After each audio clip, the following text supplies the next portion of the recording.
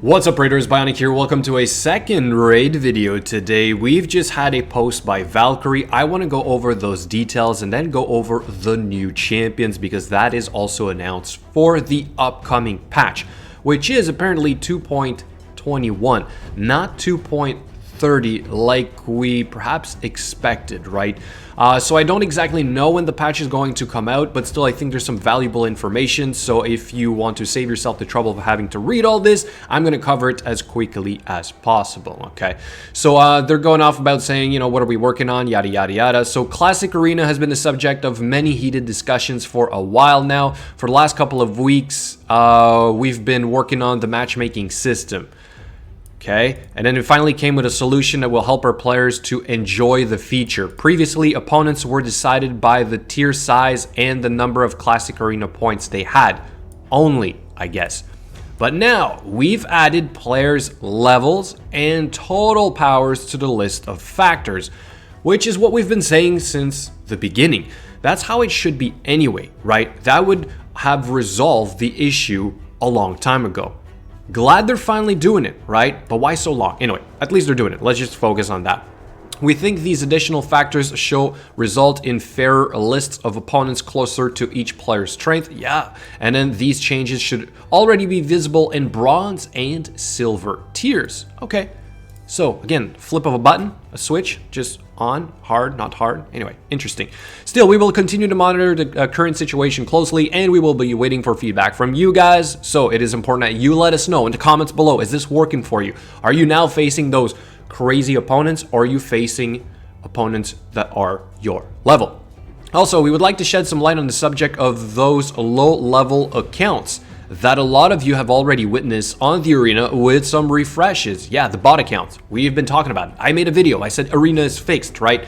And some of you guys were pretty quick to say it didn't happen to me, but it's there. It's been confirmed and it's happening. The reason they appeared there is that after the technical problems in patch 2.20, we added more segments to the server, so that the load would distribute more evenly and the server felt better during activity peaks. This led to the opponent's distribution algorithms getting skewed a little. So apparently those teams only show up when there's not enough opponents showing up for you, which means the so-called bot accounts have always been there. But now that there are more servers, so I think that now that there are more players being randomly distributed across all the servers, you have a higher chance at getting those accounts. But they're saying the deviation will disappear eventually. Guys, push for your arbiter now. That is what this means. If those teams are going to disappear, like a lot of people have reported that, hey, I've got my arbiter now, finally, great. But if you're in that zone of being that close, push. Use gems on refreshes. Heck, just, you know, try and get it done. Because if these bot accounts are going to disappear, even if you have evenly matched opponents, it might still be a little bit harder than the bot accounts, right? So anyway, another topic I would like to raise again is the rare tomes on the Nightmare, Ultra Nightmare chest or Clan Boss chest that should be removed in this so-called patch 2.21. And then she goes on about this new update with 22 new champions, which we are going to cover very briefly. If anything, you can then pause this and then, you know, I'm going to probably zoom in for you guys on editing for you guys to look at all of these champions. We have Ursuga Warcaller, which is a Barbarian's HP champion. Void. We have a block cooldown skills on the A1. Attacks all enemies. Places a 30% decrease crit damage, which we don't see a lot of, and 50% decrease attack. That's pretty solid. That's pretty solid to reduce the amount of damage your opponents can deal. But this only happens if the attack is higher than their defense. So basically, this is meant to counter nukers, I guess, right? Then we also have a place 30% decrease speed debuff and 60% decrease defense debuff on targets whose attack is equal to or lower than their defense. Equal to or lower. Okay, so this is more towards the tanks, I guess, right? Interesting. So Really good skill overall. I'm thinking mainly arena perhaps, but definitely faction wars, right? Perhaps even some dungeons. We'll see. Then we have a place 50% ally protection buff on all allies except this champion for 2 turns. Place a 25% strengthen buff on this champion for 2 turns. Really solid champion. I'm looking forward to see what kind of builds are going to come up. And then we have the passive here. Decrease the damage all allies receive from critical hits by 30%. Really good. Really nice. I wonder if this is going to work well against Clan Boss. Decreased speed won't do much, but which one would be applied? I think, does he have higher defense or higher attack? Anyway, interesting. We'll see how this works. Then here's the new fusion for Gumkar. I just did a video on this guy. I'm not going to cover him in details, but I like his kit overall. I am going for this guy. Also thinking there's going to be another fusion at the end of the month, right? Or so for Halloween, something. So be prepared, right? We're getting a lot of fusions back to back to back. Then we have this guy right here, Bharath the Blood-Soaked. Force, HP, Barbarian, Epic. The ability to what seems to be increase the turn meter, right? And decreasing the turn meter. Then we have sort of like an AoE attack. No, attacks one enemy 2 times, single attack, and then we're going to place a shield buff on our allies and heal by some of the damage dealt. Interesting skill. Not sure if this is going to be like a dedicated healer. I'd be surprised. Then we have basic attack one enemy 2 times. First hit has a 75% chance of placing a 50% decrease attack.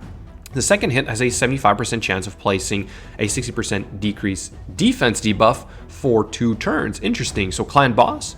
I mean, the A1 is not going to do much, but this with a shield and a heal, yeah, why not? And then this one right here, depending, it's on a 4-turn cooldown, 4-turn cooldown. Okay, so we'll see. Maybe this guy could somehow be helpful for there. Fane, I think another possibly decent Clan Boss champion. We have A1, it's Spirit, attack Skinwalkers. A1 is attack enemy 2 times, stealing turn meter, not going to do much for Clan Boss, but here we have basic and advanced. Attack one enemy has a 75% chance of placing 2 5% poison debuffs and a 50% decreased attack debuff for 2 turns. And then on the A3, we have attack one enemy 3 times. The first hit has a 75% chance of placing 60% decreased defense debuff for 2 turns. Second one is the weaken debuff for 3 turns. Okay, so it's 3 turns. It's on a 5-turn cooldown. Maybe we can reduce the cooldown to 3? That would be interesting. If we can reduce this to a 3-turn cooldown, flowing style might actually be really solid for Clan Boss. So we'll see, right? Okay, eager to see this one. Then we have Caden. Caden, magic, defense, dark elves. We have a provoke A1 single target. We have an AoE decrease attack, alright-ish. But then we have an AoE revive and 60% increased debuff, increased defense, buff on them for 1 turn, 6-turn cooldown. Okay, AoE revive could be helpful for faction wars, maybe. I don't see this guy being used anywhere else, to be honest. Okay, then we have Tuhak the Wanderer. Void, attack, orcs. I'm betting this guy's gonna hit really hard. A1 is attack enemy 2 times. Each hit has a 30% chance of increasing the cooldown of one of the target's skills by 1 turn at random. This is good. This is going to bypass the block debuffs, right?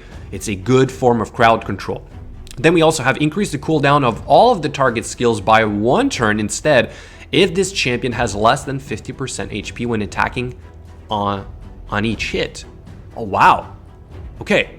So you got to be low health, so you got to take some damage. Maybe a Swift Parry set to somewhat protect you. You can go, like, you know, have a chance of going unkillable. Or low HP, I'm thinking, what is it, the Frenzy set?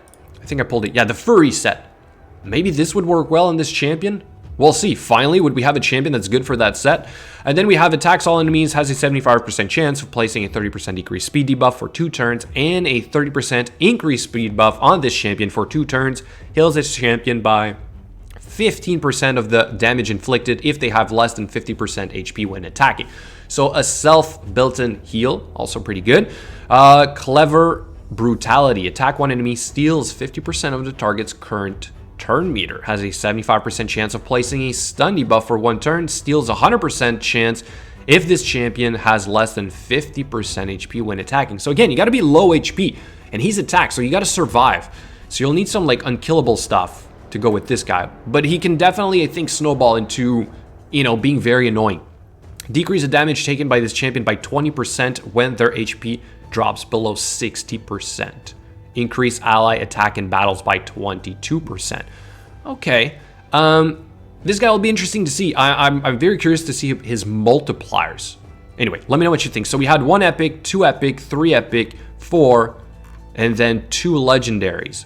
So 2 Legos, 4 epics, and then we're going to be in the rares. Okay, so I'm going to cover these guys briefly. Again, just if you want to look at this, pause it, go ahead and read it. We've got Draconis, which is a void HP for Sacred Order. Then we have Sanctum Protector, which is a rare spirit defense for the Sacred Order. Next one is Avir, the Alch Mage, rare magic support dwarves.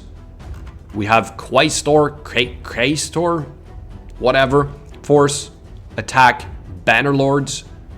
Then we have Renouncer, force, attack, Sacred Order. The next one is Headsman, spirit, attack, the Sacred Order.